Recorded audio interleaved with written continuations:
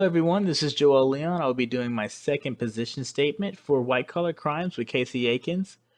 Today I really want to go over one of my favorite things, and I was really excited when we got to this chapter, which is computer crimes. One of the most interesting things about computer crimes is the fact that it's one of the only crimes that we have absolute documentation of from start to finish. Since it is all electronic, we have a really nice paper trail to follow all the things that come book gives a very concrete definition of what computer crimes has been recently defined as, which is the destruction, theft, or unauthorized illegal use, modification, or copying of information, programs, services, equipment, or communication networks.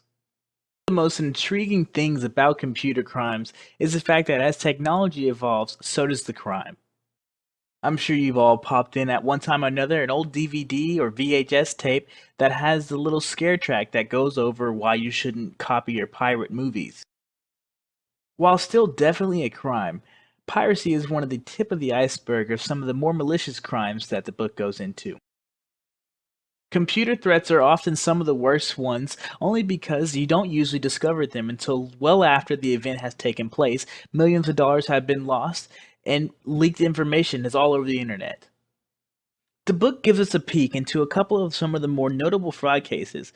For example, NASA lost $12 million in unauthorized calls over a 2-year period as a result of computer tampering at the Space Center in Houston.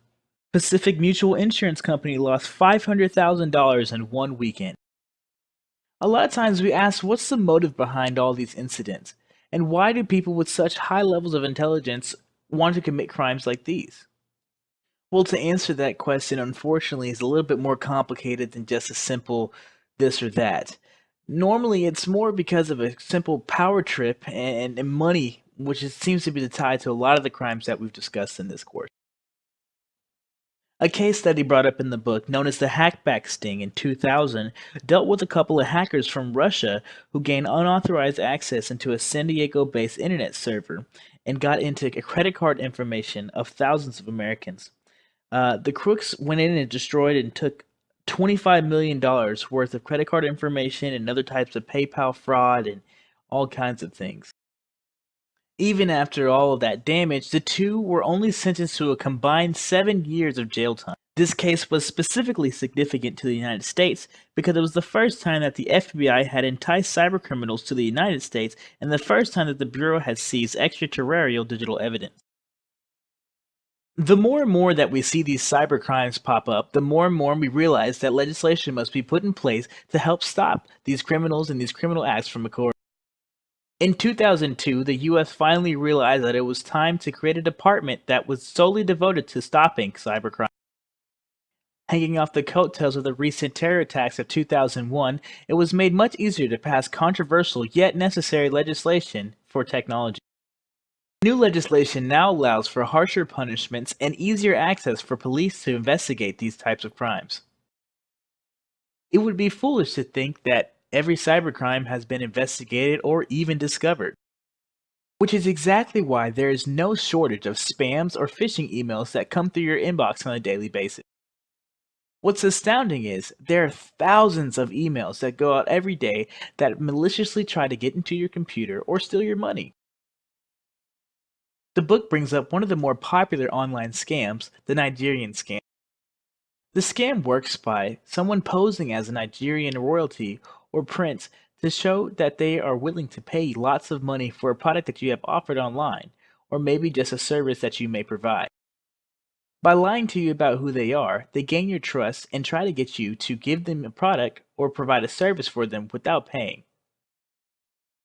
When you get upset over the matter, they claim that you frauded them and run or flee from wherever they're at. Unfortunately, not all are so lucky and know that this is an actual scam.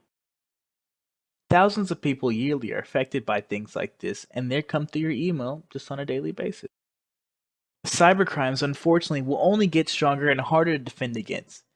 But as technology grows, so does our skill in stopping it.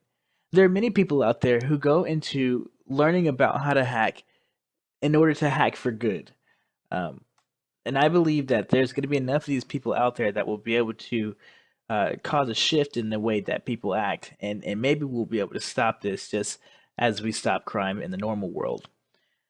Cyberspace is definitely one of those places where we don't have a whole lot of control over, and putting too much restrictions on it starts to go against people's rights. So if we can figure out a way to maybe have a cyber police force, I think we'll do a lot better. Thanks for listening, and I had a great time in this class. I hope to see you guys next semester.